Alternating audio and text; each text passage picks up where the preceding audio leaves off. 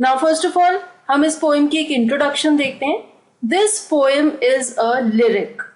It explores the poet's longing for the peace and tranquility of Innisfree, a place where he spent a lot of time as a boy.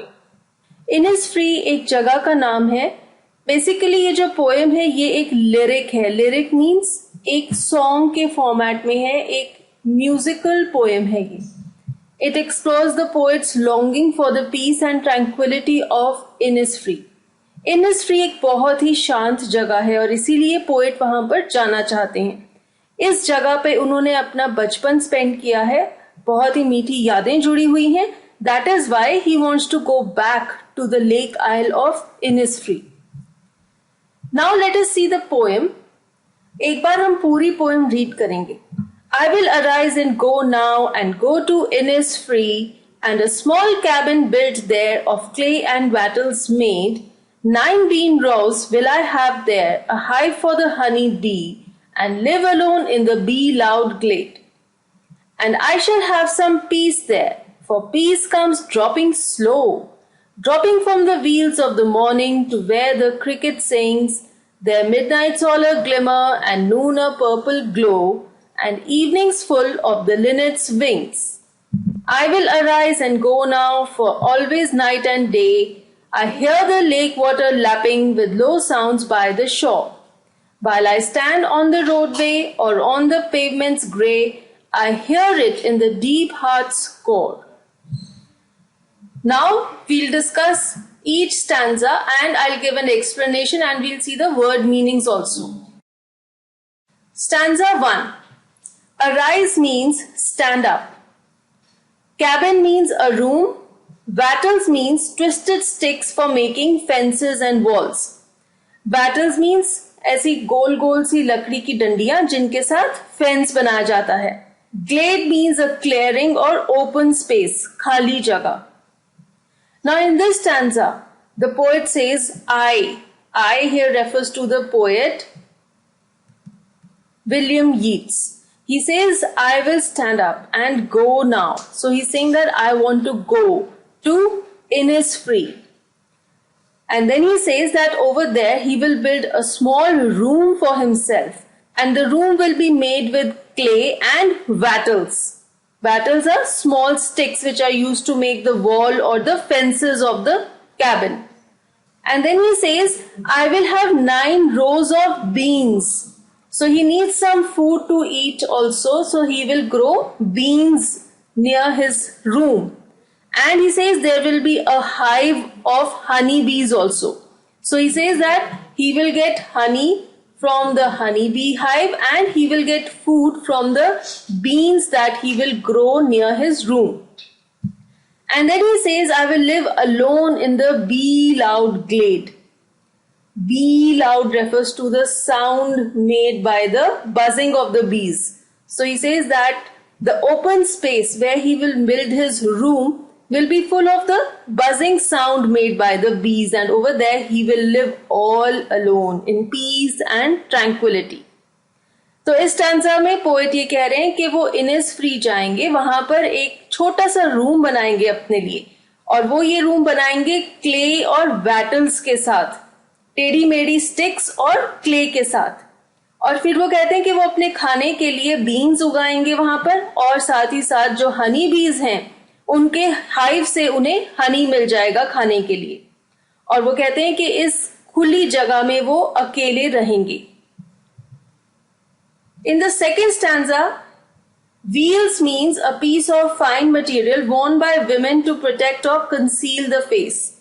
As you can see here, इस image में लड़की ने अपने चेहरे के ऊपर एक wheel पहना हुआ है, जिसे हम पर्दा भी कहते हैं, बुर्का भी कहते हैं, दुपट्टा भी कहते हैं, जिससे कि वो अपने फेस को छुपा रही है.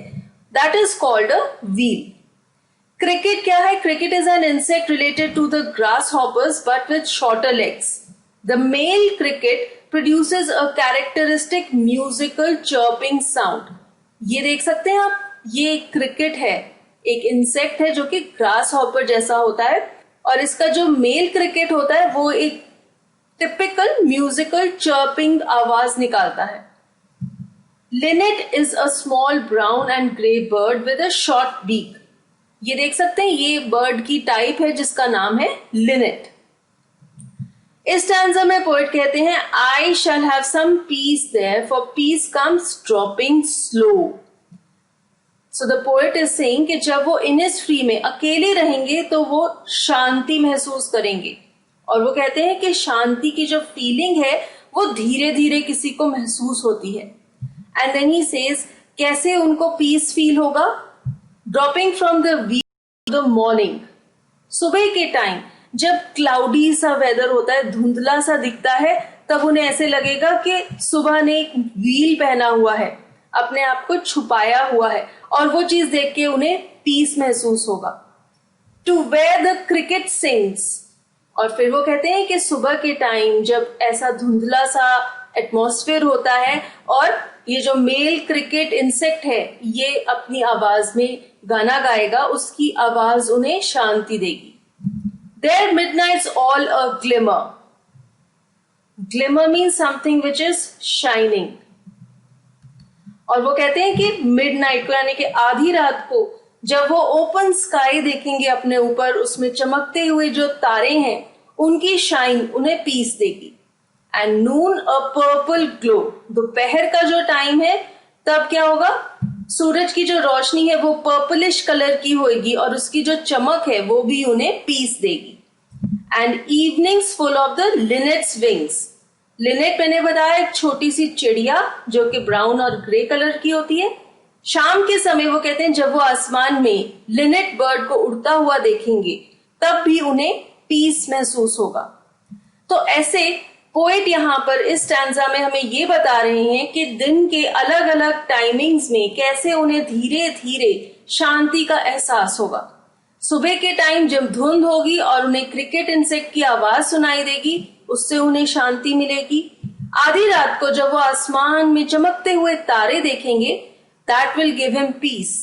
दोपहर को जब सूरज की रोशनी पर्पलिश ग्लो देगी, that will be peaceful. And in the evening when he will see the sky full of small birds flying in it, that will be peaceful and relaxing to his mind. और यही सब कुछ देखने के लिए वो Innisfree जाना चाहते हैं। In stanza 3 he says, I will arise and go now for always night and day. Night and day means all the time. Lapping means striking, hitting something. Heart's core means the innermost part of the heart. आपके दिल की गहराइयां। तो इस stanza में poet कह रहे हैं कि मैं खड़ा हूंगा और अब मैं Innisfree जाना चाहता हूं, क्योंकि हर समय, night and day means all the time, हर समय उन्हें लेक के पानी की आवाजें सुनाई देती हैं। जब लेक का पानी लेक के किनारों से टकराता है तो जो आवाज प्रोड्यूस होती है वो आवाज पोएट को हर वक्त सुनाई देती है और वो पोएट को लेक की तरफ अट्रैक्ट करती है। और फिर वो कहते हैं, while I stand on the roadway or on the pavement's gray, I hear it in the deep heart's core. मुझे अपने दिल की गहराइयों तक ये आवाज सुनाई देती है। जब भी वो सड़क के किनारे या फिर किसी भी पेवमेंट पर खड़े होते हैं तो उन्हें ऐसा लगता है कि वो लेक Innisfree के किनारे पर खड़े हुए हैं, और वही आवाज जो कि लेक के पानी की किनारे पर टच होने पर प्रोड्यूस होती है, वो आवाज पोएट के दिल की गहराइयों तक उन्हें सुनाई देती है। तो इस पोएम में पोएट हमें अपनी दिल की फीलिंग्स बता रही हैं। वो लेक Innisfree क्यों जाना चाहते हैं, उन्हें वहां पर बहुत शांति महसूस होती है, वो वहां पर अकेले रहेंगे, एक घर बनाएंगे अपने लिए। और फिर वो कहते हैं कि लेक का पानी जब किनारों पर टच होता है तो जो आवाज प्रोड्यूस होती है वो उनकी दिल की गहराइयों में बसी हुई है और उन्हें सुनाई देती है। Now we discuss the literary devices used in this poem. सबसे पहले देखते हैं इसकी राइम स्कीम क्या है। राइम स्कीम पूरी पोएम में सेम है। राइम स्कीम है A B A B. Innisfree और हनी बी राइम कर रहे हैं, मेड और ग्लेड राइम कर रहे हैं। तो राइम स्कीम है ए बी। नेक्स्ट है इंस्टेंस ऑफ एलिट्रेशन। Alliteration क्या है? Alliteration is the repetition of a consonant sound in 2 or more consecutive words. यहां पे देखिए hive और honey bee, her sound repeat हो रहा है. इस पोएम में repetition भी देखने को मिलती है. लाइन 1 है जो I will arise and go now, ये लाइन रिपीटेड है स्टैंजा 1 और स्टैंजा 3 में, बिकॉज पोएट इंसिस्ट करना चाहते हैं, स्ट्रेस डालना चाहते हैं इस चीज पर कि वो लेकिन इस फ्री जाना चाहते हैं. सेकेंड स्टैंजा में भी वही राइम स्कीम फॉलो हो रही है. ए बी स्लो और ग्लो राइम कर रहे हैं, सिंग्स और विंग्स राइम कर रहे हैं. सेकेंड डिवाइस जो कि यूज हुआ है वो है पर्सोनिफिकेशन. पर्सोनिफिकेशन है जब आप किसी नॉन लिविंग थिंग को कोई लिविंग थिंग का कैरेक्टरिस्टिक या एट्रीब्यूट देते हैं. यहां पर जब पोएट कह रहे हैं from the wheels of the morning, तो वो मॉर्निंग को पर्सोनिफाई कर रही हैं, वो उसे एक वुमन की तरह ट्रीट कर रहे हैं जो कि व्हील पहनती है. This is the device of personification. फिर यहां पर मेटाफर भी यूज हो रहा है. Metaphor is an indirect comparison between two things. यहां पर जब पोएट कह रहे हैं wheels of the morning, wheels of the morning क्या है? ये है बादल, क्लाउड्स, जो कि दिन के समय आसमान में होंगे. तो वो क्लाउड्स को व्हील कह रहे हैं. थर्ड स्टैंजा में भी वही राइम स्कीम फॉलो हो रही है. ए बी डे और ग्रे राइम कर रहे हैं. Shore and core are rhyming. Next we can say there is repetition. I will arise and go now. This sentence is repeated in stanza 1 and 3. Then there is alliteration in this stanza also. Alliteration कहां पर देखने को मिल रही है? Line 2 में lake, lapping, low. L sound repeat हो रहा है.